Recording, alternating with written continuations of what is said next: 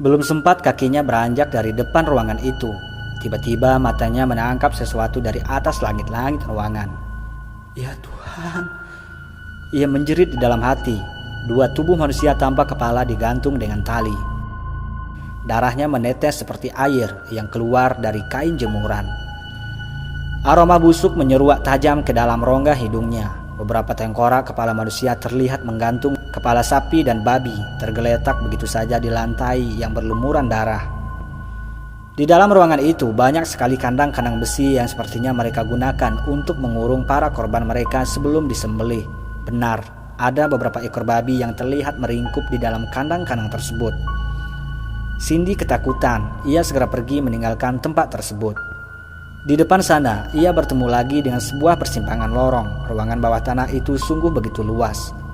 Sepertinya ruangan ini adalah peninggalan dari penjajah Jepang. Beberapa langkah kakinya masuk ke dalam lorong itu. Tiba-tiba saja terdengarlah bunyi suara air yang mengalir. Semakin jauh ia melangkah ke depan sana, suara itu pun menjadi semakin nyaring di telinganya. Saat ia menoleh ke belakang, terlihat cahaya lampu minyak yang begitu terang memancar mendekatinya. Cahaya itu semakin dekat di persimpangan.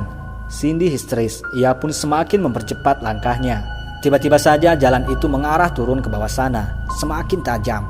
Lantai di ruangan itu kini mulai terasa berbeda. Lantai semen itu kini mulai berlumpur, semakin dalam dan dingin. Boom, Cindy tak sempat menahan dirinya. Dinding lorong itu kembali terputus. Begitu juga dengan jalan lumpur tersebut. Ternyata jalan itu berakhir dengan sebuah tebing. Cindy pun terjatuh ke bawah sana. Ia menjerit, kaget. Ia tenggelam dan hanyut terseret oleh arus sungai yang mengalir deras. Dalam samar, ia sempat melihat para kanibal itu yang berlari mengejarnya di lorong itu. Namun mereka semua terlambat karena Cindy sudah luput dari pandangan mereka. Ia semakin jauh dan berenang mengikuti arus sungai yang mengalir. Kemanakah sungai itu mengalir? Ia tidak peduli. Tidak ada yang terlihat, semuanya tampak sungguh begitu gelap. Sungai itu terus membawa tubuhnya mengalir entah kemana, jauh dan semakin dalam ke bawah sana. Tiba-tiba dia terlempar ke dalam kolam besar. Di manakah aku? Apakah aku telah mati? Cindy masih tak percaya. Dia tenggelam ke dasar kolam, tertimpa oleh air terjun yang berjatuhan dari atas sana. Ia segera berenang menuju permukaan sungai dan berhasil mendarat di salah satu batu besar yang terletak di tepi sungai. Saat itu hari telah pagi. Ternyata ia baru saja terjatuh dari air terjun yang setinggi 10 meter. Ia segera bangun dan berlari dari tempat itu untuk mencari bantuan. Cindy mengendap-endap di balik rerumputan untuk melihat situasi. Ia takut para kanibal itu ada di sekitar sana memburu dirinya. Ia harus keluar dari tempat itu. Ia memutuskan untuk mendaki tebing yang tinggi itu dengan sesekali merunduk dan berlindung di balik dedaunan untuk memastikan keadaan. Ia terus mendaki tebing itu dengan berpegangan kepada akar-akar dan juga rerumputan. Setelah susah payah berjuang, akhirnya dia pun berhasil tiba di puncak. Saat ia melayangkan pandangannya ke semua arah, ia mendapati dirinya tengah berada di dalam perkebunan karet. Cindy merasa lega karena di situ ia tidak melihat siapapun.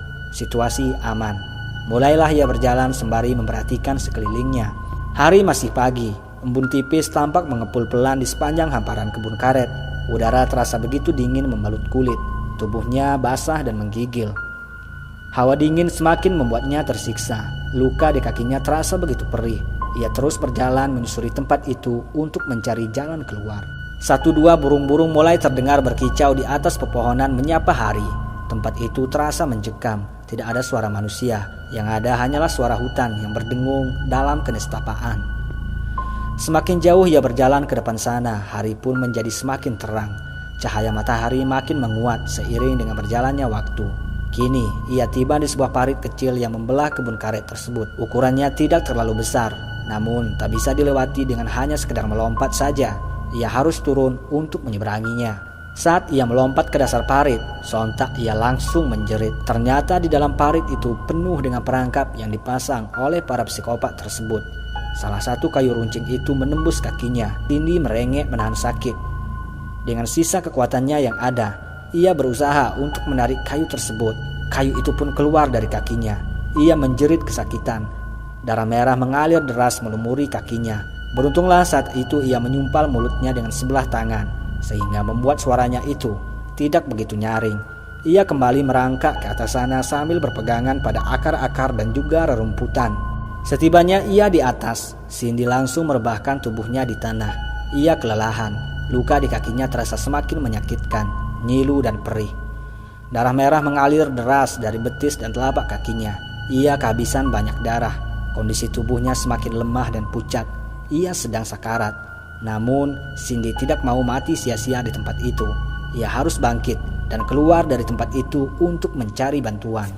Tidak jauh dari tempatnya berbaring, ia melihat ada sebilah kayu yang tergeletak di tanah. Ia segera mengambil kayu tersebut dan kemudian berusaha untuk berdiri.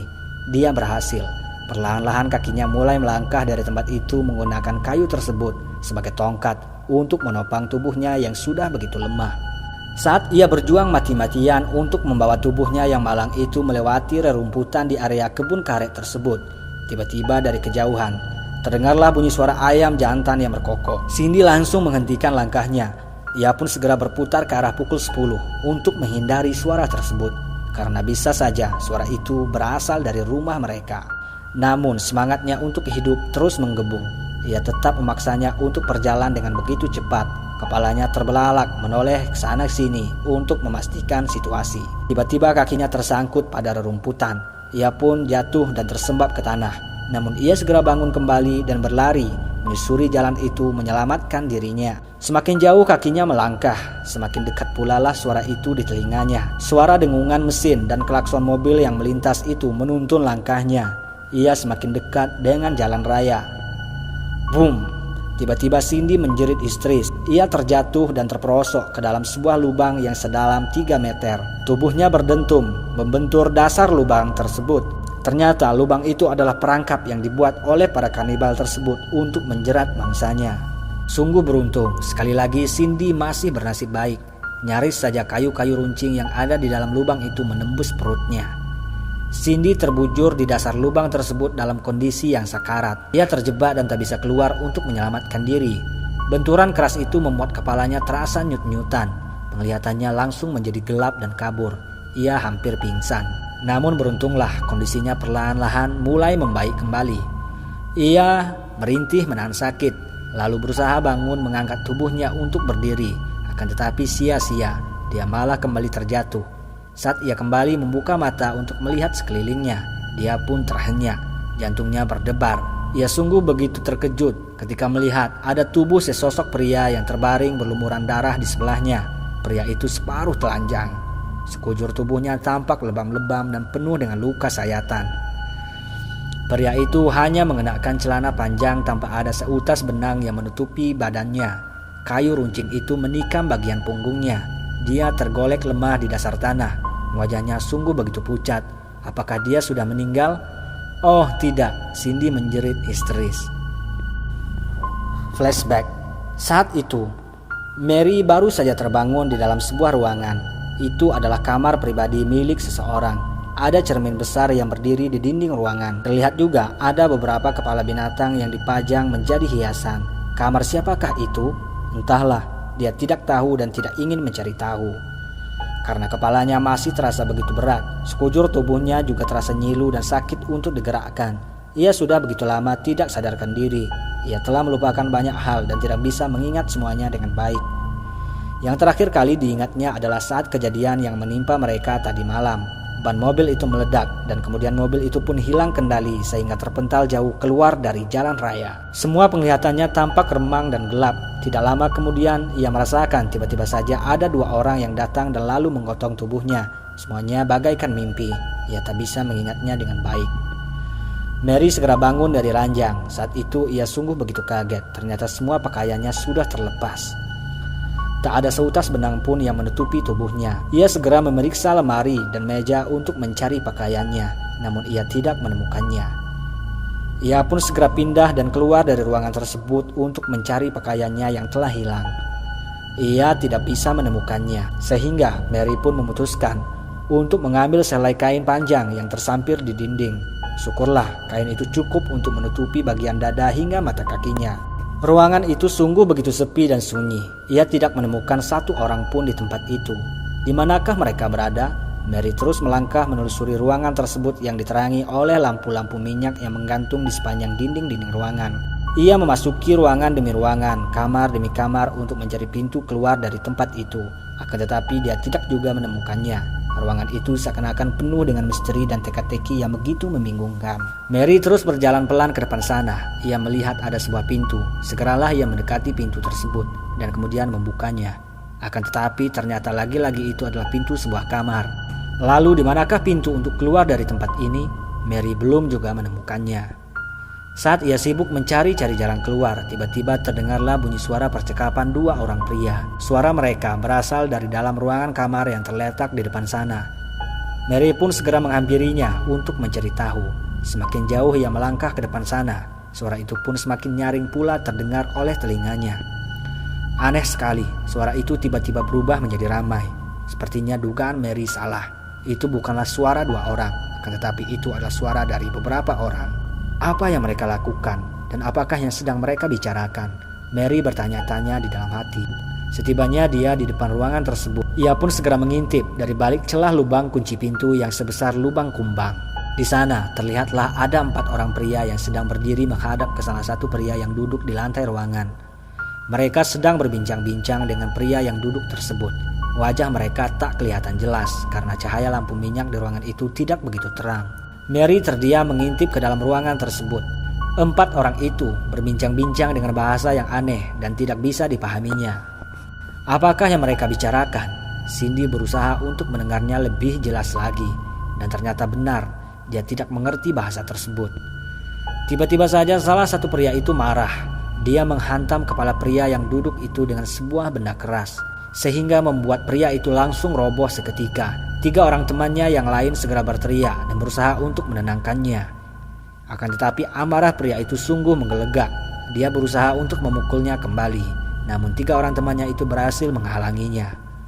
Pria itu pun langsung meninggalkan ruangan tersebut. Mary kaget, pria itu sedang berjalan menuju pintu tersebut.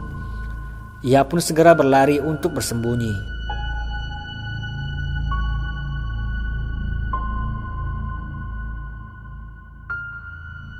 Pintu dibuka. Setelah itu pintu itu terdengar nyaring dibanting oleh pria tersebut. Pria itu Mary membuntutinya dari belakang dengan perlahan. Ia mencari jalan keluar. Pria itu berbelok sebelah kanan. Mary segera berlari membuntutinya sambil berjinjit dan berhati-hati. Ia melihat pria itu menaiki sebuah tangga menuju lantai atas. Boom, tiba-tiba 3 orang pria itu keluar dari ruangan tersebut. Mereka berlari untuk mengejar pria tadi. Sepertinya ada sesuatu yang terjadi. Mary ketakutan. Ia tidak tahu harus bersembunyi di mana. Beruntunglah ia melihat ada sebuah lorong kecil yang terdapat di antara 2 ruangan. Ia pun segera masuk dengan meringkup di dalamnya. 3 orang pria itu berlari melewati gang sempit dengan terburu-buru. Mereka berteriak dalam bahasa yang tidak diketahui. Suara mereka terdengar beringas dan menyeramkan. Tak lama kemudian mereka bertiga itu pun kembali lagi melewati gang sempit itu menuju ruangan tadi. Apa yang mereka lakukan? Mary masih tidak mengerti. Ia bingung dan juga merinding. Mary memberanikan diri untuk kembali mengintip dari pintu ruangan tersebut. Ia menarik nafasnya dan mulai mengintip. Terlihat 3 orang pria itu sedang berdiri di dekat tubuh seorang pria yang terbaring lemah akibat terkena pukulan keras. Beberapa saat kemudian, tiba-tiba salah satu dari mereka membekap wajah pria malang itu dengan plastik. Pria itu pun langsung memberontak dan berteriak untuk meminta pertolongan. Dia berusaha untuk melepaskan bekapan itu dengan sekuat tenaga. Boom, tiba-tiba seorang pria yang berdiri itu melepaskan pukulannya ke arah kepala pria itu. Berulang-ulang kali, pria itu terus meronta-ronta kesakitan. 3 orang pria gila itu menghajarnya. Mereka memukul dan menghantam pria malang itu dengan beringas dan tanpa belas kasih. Pria itu pun terdiam, tak bergeming sedikit pun. Darah merah mengalir memenuhi lantai. Dia telah tewas. Mary gemetar di balik pintu. Ia tak percaya dengan apa yang baru saja dilihatnya tersebut. Ia ketakutan dan segera berlari untuk meninggalkan tempat tersebut. Tiba-tiba seorang pria telah berada di belakangnya. Pria itu menatapnya dengan beringas sambil tertawa sinis. 3 orang temannya itu sontak keluar dari ruangan. Mereka semua tertawa sejadi-jadinya menatap Mary dengan wajah yang beringas. Mary terpaku di tempat, tak berdaya untuk melawan dan melarikan diri.